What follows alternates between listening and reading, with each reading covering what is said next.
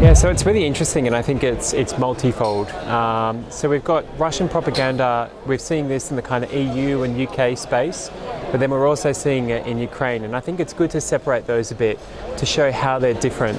So first of all, if we look at the priority, which is what's happening in Ukraine, we're seeing Russian propaganda aim at two main things that we've seen anyway. First is around the kind of denialist content around human rights abuses. So say, for example, when Russia leaves a specific area that it's occupied for a while, we'll see Russia, or specifically the Kremlin, come out to undermine that evidence, to claim that videos are fake, photos are fake, photos that are essentially used as evidence of human rights abuses. The second way we see that in Ukraine is around Russia attempting to drive a wedge in between civilians and the government. So for example, by claiming, why are you supporting the government when you're going to have a really cold winter? Why are you supporting the government when actually look at what Russia's like and what life is like under Russian occupation? It's lovely and Kherson and things like that. Very much different to what we're really seeing on the ground, which is not that kind of nice life under Russian occupation. In the European context, however, we're seeing Russia drive narratives to stop that funding towards Ukraine. So for example, European countries such as Germany, Netherlands, France, but also the UK, we're seeing, and these are countries that are funding or providing support to Ukraine, right? Whether it be through arms, financial assistance and things like that. We're seeing Russia try to drive a wedge between civilians in those countries and those governments.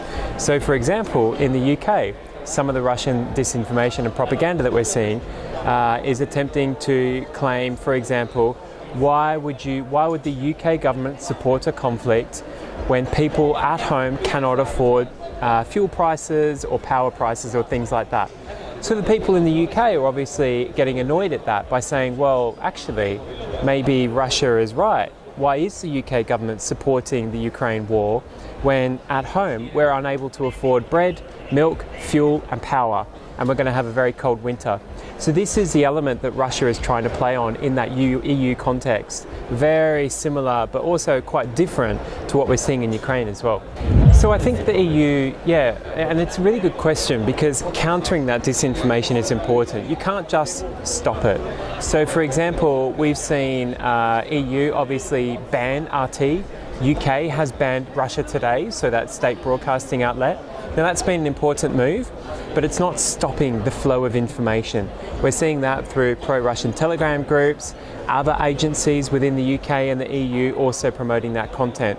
So I think there's ways to actually show the real side of the conflict in Ukraine through the EU government and the UK government to show what's really happening on the ground and why are those countries supporting the conflict in Ukraine. Why are those countries providing aid? One country has invaded another. We need to support that country in defense of its sovereign territory. That's why we're supporting them. That's why perhaps there might be higher gas prices because one country is holding gas hostage, essentially. So these sorts of things are important to counter by showing the facts, by showing the real story rather than letting that propaganda really sink in. Yeah, it's a really good question. So disinformation in Europe, obviously it's quite cutting edge being that it's so close to the conflict in Ukraine, right? So we're seeing that sort of disinformation. In Australia, it's separate because Australia is actually quite similar to the US with Russian narratives. So in the US and Australia, we see the kind of narrative playing out where the Kremlin is promoting this narrative and state media proxies of the Russian government are promoting this narrative that the Ukraine conflict is so far away from Australia.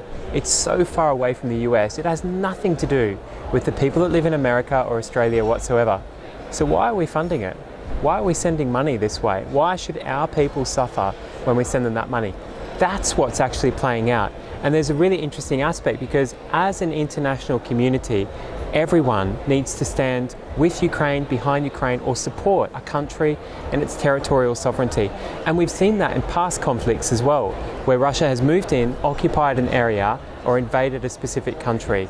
That country needs defending, and at this time, we haven't really done it too well before. We haven't defended those countries' sovereignties before, but at this time for Ukraine, perhaps it's the right choice for the international community to step up, whether it's the UK, whether it's Australia, whether it's the US, whether it's other countries in the UN General Assembly, for example, Southeast Asia, India, African countries as well, that need to support the UN General Assembly and Ukraine as well.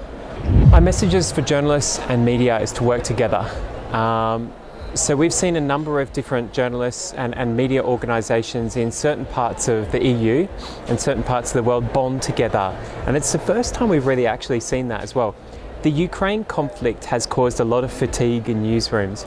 Journalists are tired, they're burnt out from verifying information, they're burnt out from reporting on what is a 24/7 news cycle. But now they're actually bonding groups together and saying, rather than having separate Ukraine or separate Europe watch teams, let's have a whole watch team.